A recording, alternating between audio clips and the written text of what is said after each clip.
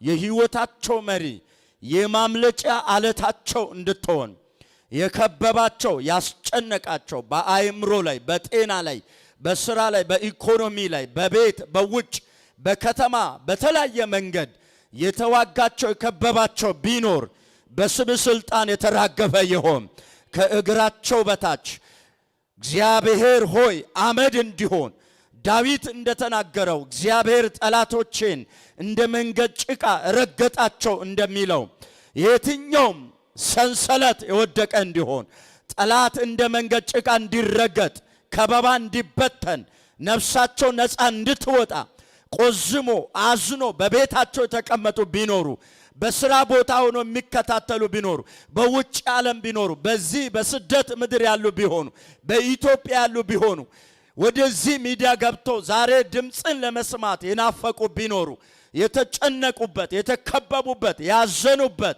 ያለቀሱበት እግዚአብሔር ሆይ በልዩ ልዩ መንገድ የቆዘሙ ተስፋ የቆረጡ ማን ይረዳኛል ማን ያድነኛል ያሉ ቢኖሩ በኢየሱስ መዳንን ያገኙ ማምለጥን መሻገርን መውረስን በእግዚአብሔር መታመንን በልዑሉ መደገፍን ወደ እግዚአብሔር በመጠጋት እግዚአብሔር ሆይ አንተን እንዲያገኙ ድምጽን እንዲሰሙ የከበባቸው ሁሉ እንዲበተን በተስፋ እንዲወጡ በክርስቶስ ኢየሱስ ስም እንጸልያለን። እግዚአብሔር ሆይ ክብር ላንተ ይሁን። በነገር ሁሉ ስለረዳን ተመስገን። በዚህ ያገለገሉ ባሪያዎችን ሁሉ አንተ ባርካቸው። በሚቀጥለው ዘመን ሁሉ እያገለገሉ እግዚአብሔር በሚዲያ በጸሎት በአምልኮ በልዩ ልዩ ጸጋ በመዝሙር በስብከት የእግዚአብሔርን ቤት በመገንባት ባላቸው ሁሉ እንዲያገለግሉ ዘመናቸው ሁሉ የተባረከ እንዲሆን በኢየሱስ ስም እንጸልያለን። ሕዝብ ወደዚህ ይምጣ። ድምጽህን ባሉበት ሆኖም ይስሙ። ድምጽን ሰምቶ ይጽናኑ። እንዳይመጡ የተዋጋቸው ይወጋ። መንገድ የዘጋ በር የዘጋ ክፉን የዘራባቸው የተለያየ ነገርን ወጥመድን ያደረገባቸው ሁሉ ለዘላለም የተራገፈ ይሁን። ምህረት ቸርነት በእኛ ላይ ይሁን። ከክፉ ሁሉ እግዚአብሔር አስበን በምህረት በይቅርታ ነፍሳችንን ሕይወታችንን ዘመናችንን በሙሉ በኢየሱስ ክርስቶስ እንድትጠብቅ በጥበቃ በምህረት ከኃጢአት ወጥመድ ነፍሳችን በደም እንዳመለጠች በጽድቅ በቅድስና እንድታቆመን በክርስቶስ ኢየሱስ ስም እንጸልያለን። ክብር ላንተ ይሁን በኢየሱስ ስም። ክብር ለእግዚአብሔር ይሁን። እንግዲህ መዝሙረ ዳዊት ብዙ ጊዜ በተለምዶ እንደምታውቁት መዝሙረ ዳዊት ተብሎ ነው የሚጠራው። ግን አብዛኛውን የመዝሙርን መጽሐፍ ያው ጻፊው ደራሲው ዳዊት ነው። እንደሚታወቀው ቢያንስ ከ73 በላይ መዝሙር የዳዊት ነው። ግን ብዙ ሰዎች የጻፉ አሉ። በዚህ መካከል የቆሬ ልጆች መዝሙር አለ፣ የናታን መዝሙር አለ፣ የሰለሞን መዝሙር አለ፣ የሙሴ መዝሙር አለ። እንደዚህና የመሳሰሉ ሌሎችም በስም የማይታወቁ ብዙ ጻፊዎች አሉ። መዝሙርን 150ውን ምዕራፍ ዳዊት ብቻ አይደለም የጻፈው። ዳዊት ከ70 በላይ ምናልባትም 73 የሚያህሉትን የጻፈው ዳዊት ነው። ሌሎችን ግን እንደነገርኳችሁ የተለያዩ ሰዎች ናቸው የጻፉት። ይሄኛውን ምዕራፍ ግን የጻፈው ዳዊት ነው። ከብዙዎቹ መካከል ይሄ የዳዊት መዝሙር ነው። 91ኛው ብዙ ጊዜ ይጠቀሳል። በጣም ለቅዱሳን ወሳኝና በተለያየ ጊዜ የሚነበብ መልእክት ነው እና አብዛኛው ስትመለከቱ የምስጋና የውዳሴ መዝሙር ይበዛበታል በዚህ ላይና ከመዝሙር 150ዎች ድረስ አብዛኛው የምስጋና የውዳሴ በበዓላት ጊዜ የሚነበቡ የምስጋናና የውዳሴ የመዝሙር ስብስቦች ናቸው። ይህን መዝሙር ወደዚህ ይዘት እንዲመጣ መዝሙረ ዳዊት ሆኖ 150 ምዕራፍ አንድ ላይ ተጨምቆ ለመውጣት ጠቅላላ የ1000 ዓመት ጊዜ ፈጅቷል። 1000 ዓመት የሚያህል ጊዜ ፈጅቷል። 1000 ዓመት የሚያህል ጊዜ ፈጅቷል። ለምንድን ነው እያንዳንዱ ሰዎች የጻፉት በዚህ መልኩ እኛ ለማንበብ በሚመቸን መልኩ ተቀናጅቶ አምሮ ተውቦ ለማውጣት ብዙ ጊዜ የተወሰደበት ነው። ለኛ ግን እግዚአብሔር ሲረዳን በቀላሉ ወደ እጃችን ገብቷል። ይሄ መጽሐፍ በእውነት የምንንከባከበውና ሁሉ ጊዜ ይዘን የምንዞረው ነው እንጂ የምንጥለው መጽሐፍ አይደለም። ወደ መልእክቴ ስገባ እግዚአብሔርን መጠጊያ አድርግ ወይም ወደ እግዚአብሔር ተጠጋ የሚል ሐሳብ ያለውን መልእክት ነው የመልእክቴ ርዕስ። የእግዚአብሔር ባሪያ ዳዊትን እንደምትመለከቱ ከእሳይ ልጆች 8ኛ ልጅ ነው። በጣም በቃ እንደ ሰው ንግግር እንደ ሰው አስተሳሰብ የተረሳ ሰው ነው። የተጣለ ሰው ነው። የተናቀ ሰው ነው። ታናሽ ነው። ያልተፈለገ ሰው ነው። በጦርነት ጊዜ ቢሆንም ያልተመረጠ ሰው ነው። እንደገና ደግሞ በወንድሞቹ ዘንድ ጦርነቱን እንዲያይ በመጣ ጊዜ ወይ አባቱ ስንቅ እንዲያደርስና የወንድሞችን ደህንነት አይተና በጦርነት ሜዳ ነው ያሉ ብሎ ዳዊትን በሰደደው ጊዜ እንኳን ወንድሞቹ እነ ኤልያብ ቀድሞ ለጦርነት የወጡ እንደ ተራ ሰው የቆጠሩት እንደ ትዕቢተኛ የቆጠሩ እነዛም በጎች ምድረ በዳ ላይ በትነ ለምን መጣ የልብን ኩራትና ትዕቢት እኔ ያውቃለሁ ሲለው ነበረ ኤልያብ። እና በተለያየ ጊዜ የተረሳ ረጅም ቦታ ላይ ርቀት ላይ ቢያንስ ከዳዊት ያለበት ቦታ ለቅባት እንኳን ተጠርቶ ሲመጣ ቢያንስ ሩቅ ኪሎ ሜትር ላይ ነው ያለው። በጎችን በሚጠብቅበት ቦታ ነው ያለው። እንደምታውቁት ይሄ ሰው ሳይቀባም ሰልፍ ያለበት ሰው ነው። ለምሳሌ መዝሙር 27ን እግዚአብሔር ብርሃኔና መድኃኒቴ ነው የሚያስፈራኝ ማን ነው የህይወቴ መታመኛው ነው ያለ ሲዘምር አልተቀባም። ዳዊት ሳይቀባም የሰልፍ ሰው ነበረ። ተቀብቶም ሰልፉ በጣም የጨመረበት ሰው ነው። ጎልያድን ሳይዘርርም የሰልፍ ሰው ነው። ጎልያድን ከዘረረም በኋላ ከዛች ማግስት ጀምሮ በቃ የእስራኤልን ተግዳሮት ስለጣለ ንጉስ ይሆናል ብሎ ዳዊት በጣም ማን ነው ሳኦል በስጋት ዳዊትን የሚያሳድደው በስደት ዘመኑን የቆየ እግዚአብሔር ግን ከክብር ወደ ክብር ያሻገረው ታላቅ ሰው ነው። ስለዚህ ዳዊት ራሱን ልዑሉን መጠጊያ አድርጎ ስለሚያውቅ እግዚአብሔርን መጠጊያ አድርጎ ስለሚያውቅ በእኔና በሞት መካከል አንድ እርምጃ ቀራ ብሎ በጣም የፈራ ሰው ስለነበረ የሆነ ወቅት የፍልስጤም ንጉስ ጋር አንኩስ ጋር እንኳን እንግዲህ እስራኤል ከፍልስጤም ጋር ጦረኛ ናቸው፣ ቅመኛ ናቸው፣ የሚጣሉ ናቸው። ዳዊት ከስደት የተነሳ ፍልስጤም ምድር ሄዶ በአንኩስ ዘንድ የተሸሸገ ሁሉ ሰው ነው። ዳዊትን ስትመለከቱ ወደ ንግስና እስኪመጣ ድረስ ወደ ናባል ቤት መልእክተኞችን ልኮ እባካችሁን እኔና ሰራዊቴ ልንሞት ነው በራብ ብሎ የለመነ እንጀራ የለመነ የወይን ጠጅ የለመነ ሰው ነው። አንደኛ ሳሙኤል ምዕራፍ 25 ላይ ከዛ እኔ ከጌታ ቤት ለኮበለለ ቦዘኔ ምግቤን ለእንግዶቼ ያዘጋጀውትን አልሰጥም ተብሎ በስድብ ቃል የተመለሰ ሰው ነው። ዳዊት ብዙ ታሪክ ያለው ሰው ነው። አንድ ጊዜ ሊገደል በተያዘ ጊዜ እንደ እብድ ሆኖ ልጋጉን በምድር ላይ ባዝረከረከ ጊዜ በቃ ይሄ እብድ ነው ተውት ብሎ የተለቀቀ ሰው ነው። ዳዊት አንዴ ወደ አዶላ ዋሻ፣ አንዴ ወደ ፍልስጤም ምድር፣ አንዴ ደግሞ በሳኦል የተሰደደ አንድ ቀን በሳኦል እጅ ሳልሞት አልቀርም ብሎ በጣም በስጋት የኖረ ሰው። እግዚአብሔር ግን አንድም ቀን ለሳኦል ጦር አሳልፎ አልሰጠው። ዳዊትን ለጠላቱ ሰልፍ፣ ለጠላቱ ጦር፣ ለጠላቱ ግድያ አሳልፎ ያልሰጠ እግዚአብሔር አንተንም አንቺንም ለክፎች አሳልፎ አይሰጥም። እስኪ አሜን በሉ። እግዚአብሔር በሉ እስቲ እኔን ለክፎች ለክፋት አሳልፎ አይሰጠኝም። የእግዚአብሔር ጥበቃ ከእናንተ ጋር ነው። የእግዚአብሔር ጥበቃ ከቤተ ክርስቲያን ጋር ነው። ከምእመኑ ጋር ነው። ከሴቶች ጋር፣ ከወንዶች ጋር የልዑል ጥበቃ። እግዚአብሔር እህቴ ጠባቂሽ ነው። እግዚአብሔር ወንድሜ ይጠብቃል። መዝሙር 121 እንዲህ አይደለም የሚለው አይኖቼን ወደ ተራሮች አነሳው ይላል። ከቁጥር 1 ጀምሮ ረዳቴ ከወዴት ይምጣ ይልና ረዳቴ ሰማይና ምድርን ከሰራ ከእግዚአብሔር ዘንድ ነው ይልና ምን ይላል? እግርን ለመናወጥ አይሰጥም፣ የሚጠብቅ አይተኛም። እነሆ እስራኤልን የሚጠብቅ አይተኛም አያንቀላፋም ከዛሬ ጀምሮ ለዘላለም እያለ ይቀጥላል። ቀደም ተከተሉን አዛንፌ ሊሆን ይችላል፣ ግን ሐሳቡ እዛ ላይ ያለው ሐሳብ ነው ማወራው። ኢየሱስ ጌታ ነው። ከዛሬ ጀምሮ ለዘላለም እግዚአብሔር መውጣትንና መግባትን ይጠብቃል ይላል። የመጨረሻው ቁጥር መውጣት ይጠበቃል፣ መግባት ይጠበቃል፣ ሕይወትን ይጠብቃል፣ ጤናን ይጠብቃል። ለምን መሰለ? ልዑልን መጠጊያ አድርጋል። ልዑልን መጠጊያ አድርጋል።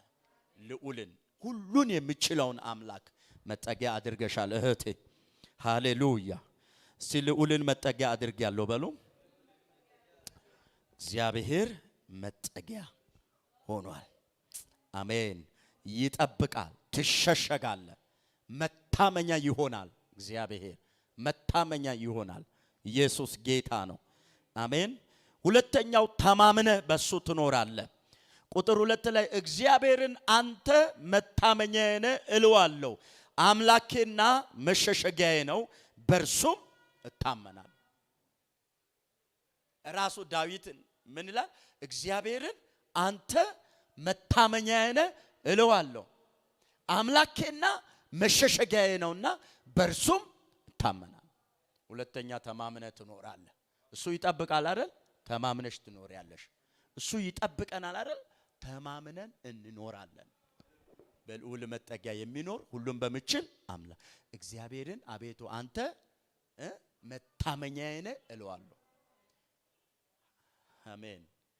ኢየሱስ ጌታ ነው። ሁለተኛ ልዑልን መጠጊያ ያደረገ ሰው ተማምኖ ይኖራል። ተማምነ ትኖራለህ።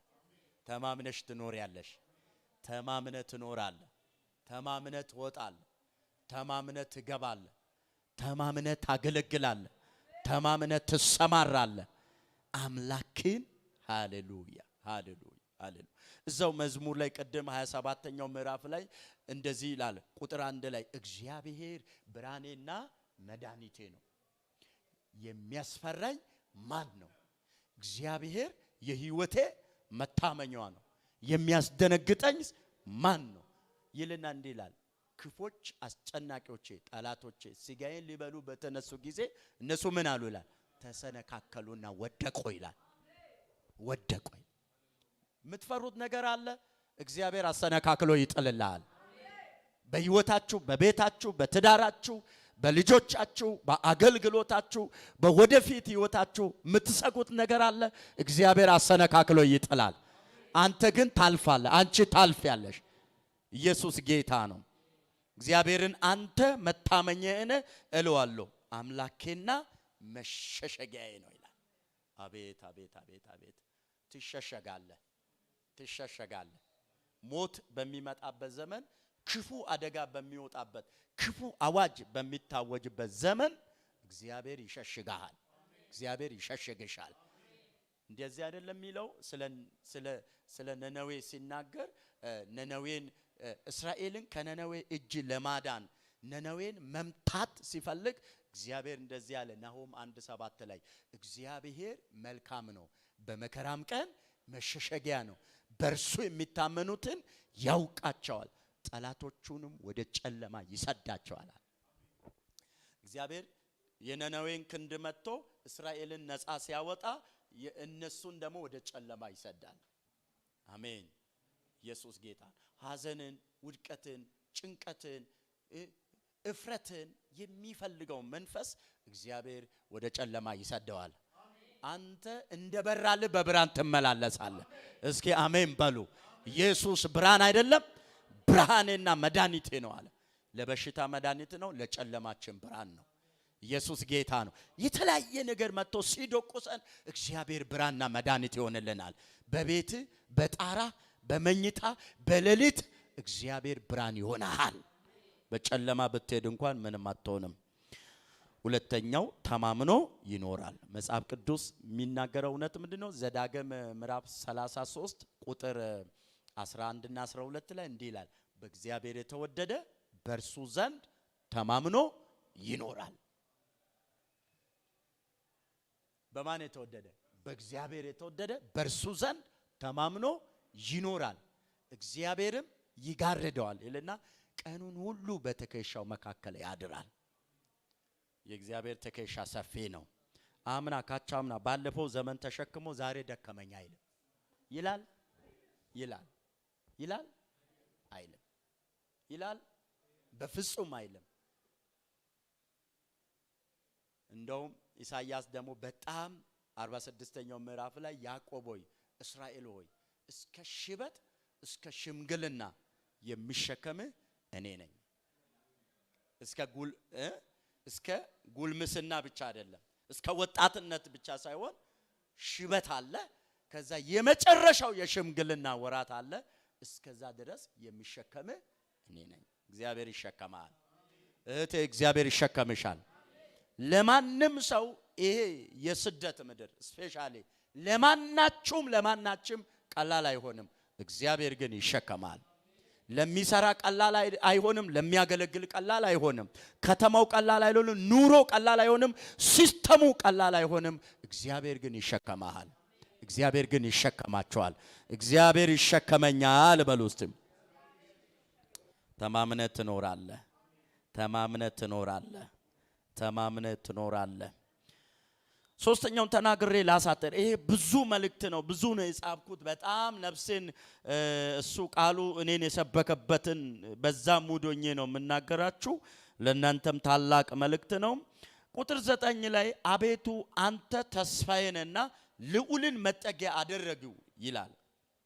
እላይ በልዑል መጠጊያ የሚኖር ብሏል አይደል? እዚህ ደግሞ ልዑልን መጠጊያ አደረግኩ አለ። በቃ አቤቱ አንተ ምንን ያለ ተስፋዬ ነው። እግዚአብሔር ተስፋችሁ ነው። ወረድ ብላችሁ ደግሞ ስትመለከቱ የመጨረሻው ቁጥር ምንድነው የሚለው? ረጅም እድሜን አጠግበዋለሁ ማዳኔንም አሳየዋለሁ። ብዙ ነገር ነው የጻፍኩት፣ ግን በጣም ውስጡ የተዘጋጀሁት ይሄ 3 ነገር ለመናገር ነው ካለንም ሰዓትም አንፃር።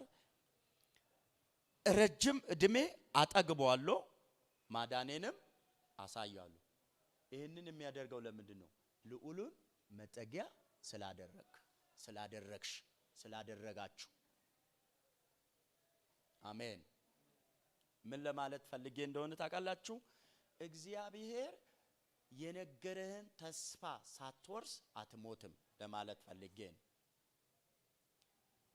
እንዴት አልክ ካላችሁ ቁጥር 9 ላይ አቤቱ አንተ ተስፋዬ ነህ ይላል። እሺ ልዑልን መጠጊያ አደረገ እላይም ይላል። ርዕሳችን እግዚአብሔርን መጠጊያ አድርግ የሚል ነው።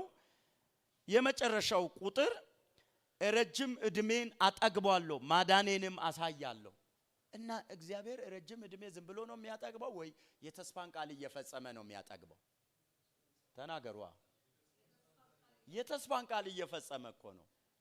ረጅም እድሜ እኮ እግዚአብሔር ሲሰጥ ዝም ብሎ አይደለም፣ የተናገረን ይፈጽማል፣ ያለውን ያደርጋል። ስለዚህ ያለ በረከት፣ ያለ ሰላም፣ ያለ ቅባት፣ ያለ አገልግሎት እንዲሁ ዝም ብለ አጭር እድሜ ላይ ኖረ ተቀንጥሰ አትሞትም ማለት ነው። እድሜም ጠግበ በረከትንም ጠግበ የእግዚአብሔርን ማዳን አይተ ትሞታለህ። እንደውም ምስጉን የልጅ ልጆችን ታያለ ይላል። በሌላ ምስጉን ይላል። ሃሌሉያ። እግዚአብሔርን ተስፋ የሚያደርጉ አያፍሩም። አሜን። እግዚአብሔር የነገረህን ሳታይ አትሞትም። ልዑልን መጠጊያ ላደረገ ሰው እግዚአብሔር ጥበቃውን ያበዛል። ልዑልን መጠጊያ ላደረገ ሰው እሱን ራሱን ተማምኖ ይኖራል። ልዑልን መጠጊያ ላደረገ ሰው እግዚአብሔር የነገረውን የተስፋ ቃል ሳይፈጽምለት ማዳኑን ሳያሳየው አይገለው። ሳትወርስ አትሞትም። እህቴ ሳትወርሽ አትሞችም። እናንተን ለማጽናናት የግድ ማደርገው ነገር አይደለም፣ የሞላኝን ነው የምናገረው ለራሴ። ሳልወርስ አልሞትም በሉ እስቲ። ምንም ቢፈጠር የፈለገ ነገር ቢሆን የመንገዱ ባህሪ እንጂ እኔማ ወራሽ ነኝ። አንቺ ወራሽ ነሽ፣ አንተ ወራስ ነህ። ወራሽ ነህ። የነገረህን ነገር ታያለህ፣ ያለህን ነገር ትጨብጣለህ። አደርሳለሁ ወዳለበት ትደርሳለህ።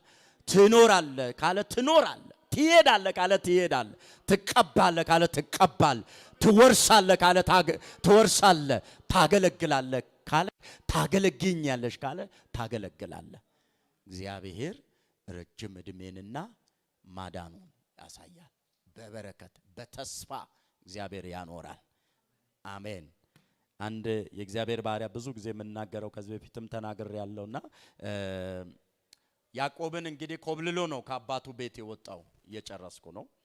ኮብልሎ ነው የወጣው። እንደምታውቁ ዘፍጥረት 28 ላይ በቃ እንግዲህ ቴዎሎጂካል ዳራ የእግዚአብሔር መለኮታዊ ዕውቀት እዛ ውስጥ አለ።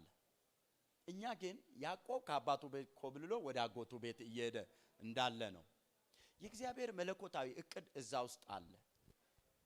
ለምንድን ነው የእግዚአብሔር መለኮታዊ ፈቃድ እዛ ውስጥ የኖረው? እግዚአብሔር ማለዳ ላይ ገና በሆድ ያዕቆብ ሳለ ምን ገብቶለታል? ቃል ገብቶለታል። ስለ ተስፋ ቃሉ ደግሞ ያዕቆብን ምን አይለውም? አይጥለውም። በጣም አስቸጋሪ ሰው ቢሆንም በጣም ጩሉሌ ነገር ነው ማነው ያዕቆብን ስታዩ እና የባሰ ጮሌ ገጠመው አጎቱ። እሱ ምላጭ የባሰ ምላጭ አጎት ገጠመው። ግን እዛ የገጠመው ነገር ሳይሆን መንገድ ላይ ተስፋ ቆርጦ ድንጋይ ተንተርሶ የተኛበት ቦታ እግዚአብሔር ተገለጠ። ማናችንም ብንሆን ለያዕቆብ እዛ ቦታ ላይ አንገለጥም። ምክንያቱም ምን አይነት ሰው ነው? አጭበርባሪ ሰው ነው። ግን ምን አለው? መለኮታዊ የእግዚአብሔር ቃል ኪዳን አለበት። እግዚአብሔር ስለ ቃል ኪዳኑ ብሎ ወንድምን አታለ ምናምን ብሎ አይደለም የተገለጠው። የኪዳን አምላክ ስለሆነ ድንጋይ ተንተርሶ ሰውየው ተኝቷል። በቃ መሞቴ ነው ወይ አራዊት ይበለኛል ነው። ድንጋይ ነው የተንተረሰሰው። ምርጥ ካንጋሮ ፎም አይደለም የተንተረሰሰው። ምን ተንተርሶ ነው? ድንጋይ። የት? መሽቶበት። ህይወትም ሌሊት ነው፣ ኑሮም ሌሊት ነው። ወደ አጎቱ ቤት አልደረሰም። ከአባቱ ቤት ወጥቷል። መሄጃ የለውም። ምድረ በዳ ላይ መሽቷል። ድንጋይ ተንተርሶ ተኝቷል። አሁን እግዚአብሔር ከምድር እስከ ሰማይ የተተከለ መሰላል አሳየው፣ ተገለጠ። እስኪ አሜን በሉ። መሰላሉ ደግሞ በአዲስ ኪዳን ትርጉሙ ኢየሱስ ነው። የኢየሱስ ምሳሌ ነው። ክብር ለእግዚአብሔር ይሁን። ከምድር የት የሚደርስ ሰማይ። ከምድር ወደ ሰማይ ምንገባው በማን ነው? በክርስቶስ ነው። የመሰላሉ መገለጥ የመሰላሉ ትርጉም ኢየሱስ ነበረ፣ ተገለጠ። ደግሞ በጣም የሚገርማችሁ በመሰላሉ ጫፍ ላይ ማን ቆሞ ነበረ ይላል? እግዚአብሔር ቆሞ ነበረ ይላል። መላእክት ደግሞ ምን ይላሉ? ይወጡበት ይወርዱበት ነበር። ይሄንን ዮሐንስ ወንጌል ምዕራፍ 1 የመጨረሻው አካባቢ ላይ ስለ ናትናኤል ሲናገር ጌታ ኢየሱስ እውነት እውነት ትላለህ ከዚህ የሚበልጥ ነገር ታያለህና በሰው ልጅ ላይ መላእክት ሲወጡና ሲወርዱ ታያለ የተባለው ያዕቆብ ያኔ በብሉይ ኪዳን ያየውን መጥቶ ለናትናኤል ጌታ ኢየሱስ ሲናገር ታያላችሁ። ስለዚህ ያዕቆብ አየ፣ ደነገጠ። ዋው ይሄ እሞታለሁ ብሎ ነው የተኛው። እንጀራ አጥቶ ነው የተኛው። ምክንያቱም ቀጥሎ ስዕለት ሲሳል ታያላችሁ። የምበላውን እንጀራ ብሰጠኝ፣ የምለብሰውን ልብስ ብሰጠኝ፣ ከዛስ ወደ አባቴ ቤት በሰላም ብትመልሰኝ፣ የአስራት ሕግ እንኳን የመጀመሪያ የተናዘዘው ማን ነው? ያዕቆብ ነው። ከ10 አንድ እጁን ምን አደርጋለሁ? እሰጣለሁ። የአስራት ውስጥ ደንብን የደነገገልን ራሱ እሱ ነው። ከ10 አንዱን እጅ ምን አደርጋለሁ? እሰጣለሁ። አንተ አምላኬ ትሆናለህ፣ በዘመኔ ሁሉ አመልካለሁ አለ። እግዚአብሔር ደግሞ ምን አለው? አንተ አሁን ችግር አጎት ጋር አልደረስክም፣ ምድረ በዳ ላይ ነው ያለው። ወደ አሰብከው አልደረስክም፣ መሃል ላይ ነው ያለው። ኑሮ ከብዷል፣ ድንጋይ ተንተርሳል፣ ጨልሟል፣ ተኝታል። ይሄ ነው እንዲህ የሚያስለፈልፍ አይነት ነገር ነው። የኔ ቋንቋ ነው የሚያስለፈልፍ የሚለው በጣም ይቅርታ። እና እሱ እኮ ብሶቱ ችግሩ እንጀራ ብሰጠኝ፣ ልብስ ብሰጠኝ። ልብስ ላጣሰው ልብስ በጣም ትልቅ እሹ ነው። እውነት ውሸት? እንጀራ ላጣሰው እንጀራ ትልቅ ምንድነው? እሹ ነው። እንጀራ ያጣሰው እንጀራን ቢለምን ኃጢአት ነው እንዴ? እውነት እኮ ነው። በሱ በያዕቆብ ኮንቴክስት እውነት ነው። እንጀራ የለውም፣ መጠለያ የለውም፣ ልብስ የለውም። ስለዚህ ይጸልያል። ብትሰጠኝ አከብራለሁ አለ። እውነትም ያከብር ነበረ። እውነትም እያከበረ ነበረ። ከ20 ዓመት በኋላ እግዚአብሔር የእውነት ህይወቱን ቢለውጥም በላባ ቤትም ታማኝ ነበረ፣ ይሰራ ነበረ። ወንድሙ ላይ አባባቱ ቤት ስለዘራው እዛ አጨደ እንጂ ግን እዛ በታማኝነት ያገለግለው ነበር። እኔ ለመናገር የፈለኩ እዛ የተገለጠበት ቦታ ላይ እግዚአብሔር ምን አለው? 28:15 አንብቡ። ዘፍጥረት እንዲህ ያለ እነሆ በምትሄድበት ሁሉ እኔ እጠብቃለሁ አለው። በጣም የሚገርም። ከዛ ምን አለ? ካንተ ጋር እሆናለሁ አለ፣ እጠብቃለሁ አለ። ሶስተኛው የነገርኩን ሁሉ እስካደርግ ድረስ አልተውህም አለ። አልተውህም አለ። ምን እስካደርግልህ ድረስ? የነገርኩን ሁሉ እስካደርግልህ ድረስ። ያዕቆብ አልጨለመበትም፣ ግራ አልገባው፣ አልመሸበትም፣ አልተዋከበም። ተዋክቧል እኮ ያዋክባል እኮ አንዳንድ ጊዜ። ረጅም ዓመትም አጭር ዓመትም እዚህ ምድር ይኖራችሁ እናንተ ሰምታችሁ አይታችሁ የመጣችሁት ነገርና መታችሁ የገጠማችሁ ነገር ሰማይ ከምድር እንደሚርቅ የተራራቀ ነው። ማንም ሰው ቢሆን እኔም ብሆን ወደዚህ ምድር ስመጣ ሰምቼ የመጣሁበትና ያየሁት ነገር በፍጹም አይገናኝም። ያዕቆብ ትወርሳለህ ታላቅ ሰው ነህ ተብሎ ነው ገና ማፀን ውስጥ ያለ ነው ትንቢት የመጣው። ግን የመንገዱ ባህሪ አሰቃየው። እግዚአብሔር እየተገለጠ ያበረታታው ነበር፣ ይገለጥለት ነበር።